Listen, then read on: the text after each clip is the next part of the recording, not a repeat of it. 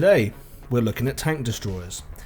But before we get into the details of how I set up my TDs, it's important that we go over how the concealment mechanics work in this game.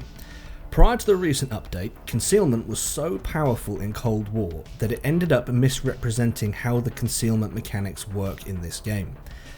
We all remember the days, not that long ago really, where the Weasel and the ELC were essentially proxy spots. You had to get within 35 meters of them for them to be spotted or detected. And I'm sure there are some of you out there that are really not happy that your ELC or Weasel is now no longer the ghost that it used to be. The exact reason for this change is unknown, but based on what we do know, the spotting mechanic formula has been balanced by this recent update. Either concealment was nerfed or spotting was buffed. I didn't get a clear answer, but previously concealment was so powerful that it overpowered spotting. And what this meant was you could drive past an M50 sitting in the open and you wouldn't spot it despite being like 50 meters away from it. This update has changed concealment in a huge way, and I'm sure many of you have noticed your concealment in garage does not represent your concealment in game. When you enter a match, the game calculates the worst case spotting scenario for your tank. It does this based on the tanks that are on the enemy team and what equipment and consumables and crew skills the enemy team has. And then it puts your detection circle at the distance at the worst possible spotting distance for that game. So as an example, let's take a look at these screenshots of my Object 120.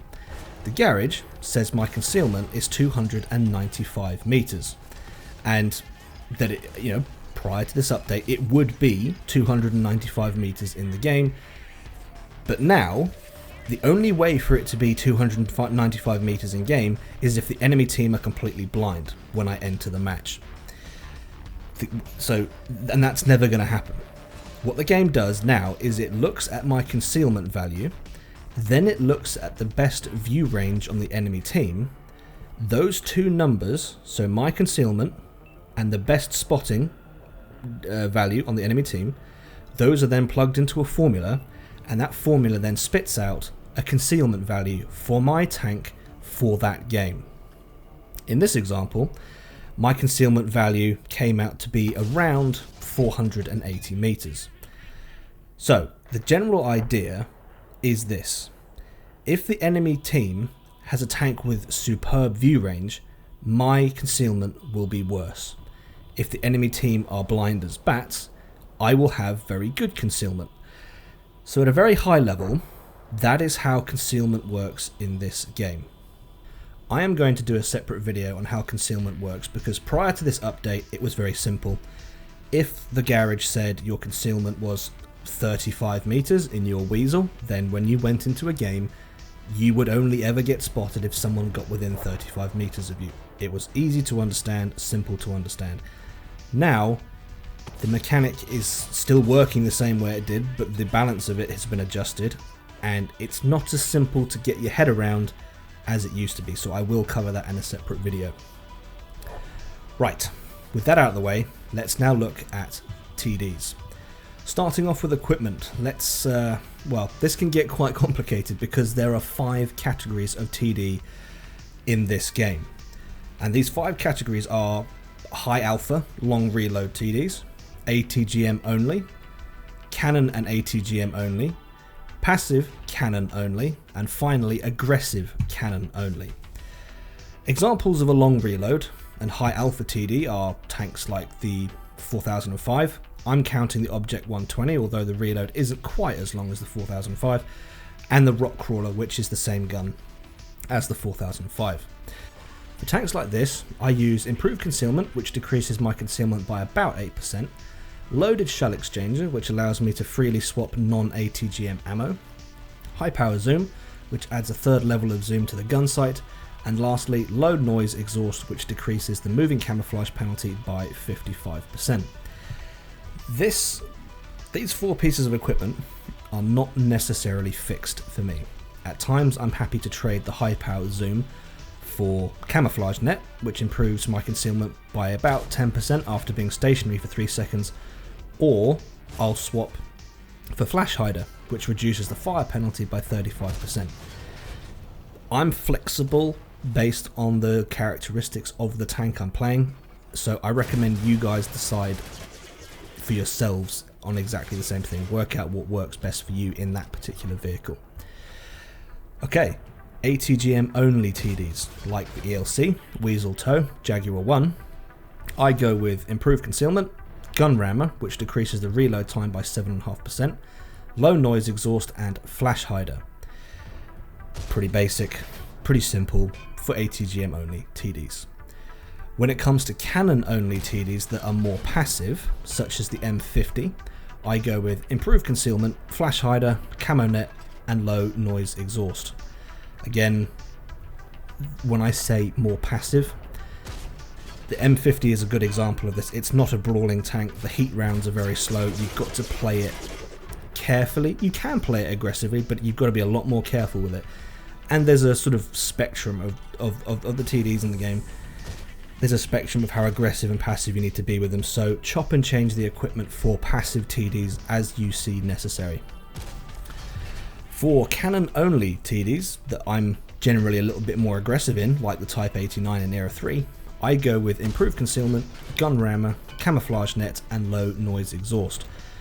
A very similar build, but exchanging the flash hider with the gun rammer is a step towards firepower over concealment.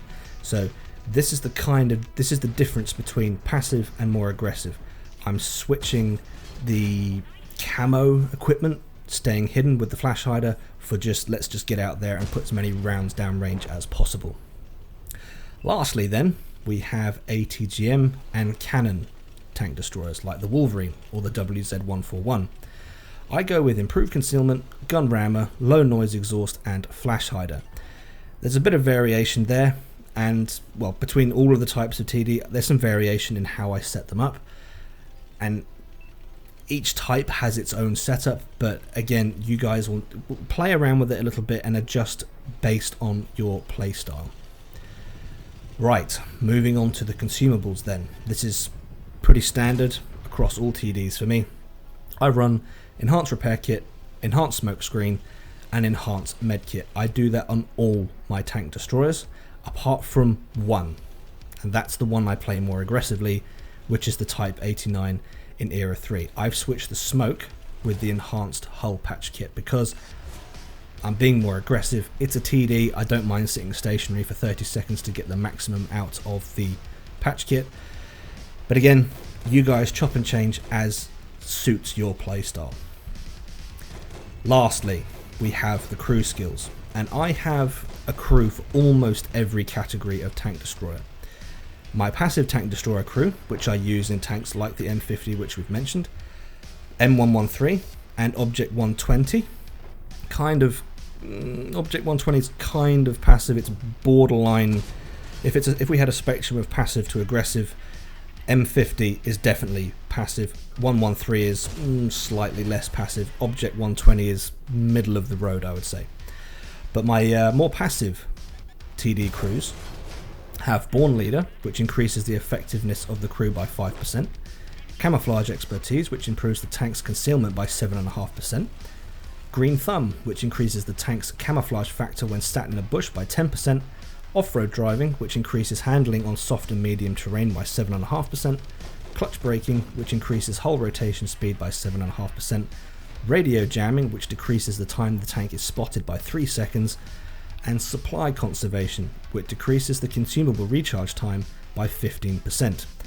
Finally, Rapid Aim, which increases the turret traverse speed by 10%. Oh, that's not the last one. There we go. And lastly, Snapshot, which increases accuracy during turret rotation by 10%. I call this my passive crew because it caters equally to camo and gun handling, while also trying to maximize my consumable use and reduce the time I am spotted. It strikes a balance that I think TDs need to hit from range while also remaining hidden, but still being able to dash off and hide using the consumables as and when it's necessary. Up next, we have my more aggressive TD crew, which, as I mentioned before, this is the crew that goes in the Type 89. This one has Born Leader, Camouflage Expertise, Green Thumb, Situational Awareness, which increases the tank's view range by 6%, Rapid Aim, Snapshot, which increases accuracy during turret rotation by 10%, Run and Gun, which increases accuracy on the move by 10%, Off-Road Driving, which increases handling on soft and medium terrain by 7.5%, and lastly, Radio Jamming. This crew is a little bit different, and there's a small amount of consideration for concealment, but for the most part, I'm going for maximum view range, mobility, and gun handling. The Type 89 can be played passively, but I choose to play it a little bit more aggressively because I want to take advantage of its superb DPM. Next up, we have ATGM only TDs, which are examples of these vehicles would be the Jaguar 1, the ELC, and the Rakuten. This crew has Born Leader, Rapid Aim, Clutch Braking, Off-Road Driving, Camouflage Expertise, Green Thumb, Situational Awareness, Radio Jamming, Supply Conservation, that's the last one, and Supply Conservation.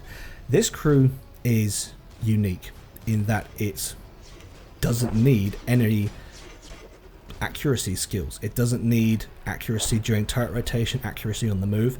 So what that does is it frees up slots for boosting the view range of the tank and minimizing the detection and consumable cooldown times.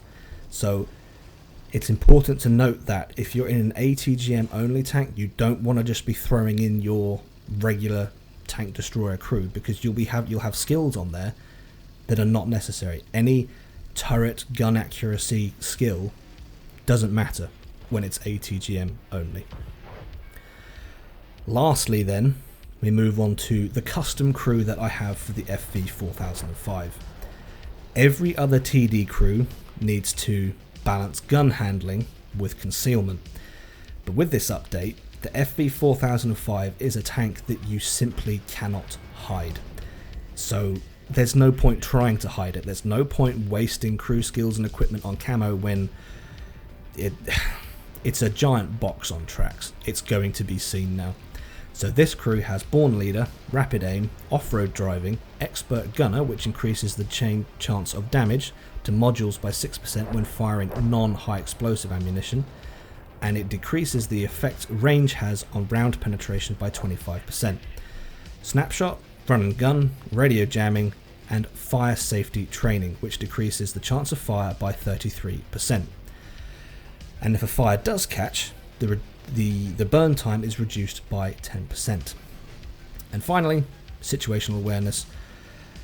So this crew is the only crew so far to use fire training, and the reason I've put fire training on this is because I've played the 4005 a couple of times since the update, and I've noticed that if a HESH round impacts the lower front section of the 4005's turret, it gets set on fire. And in total, that means one shot can take you for about 1700 alpha.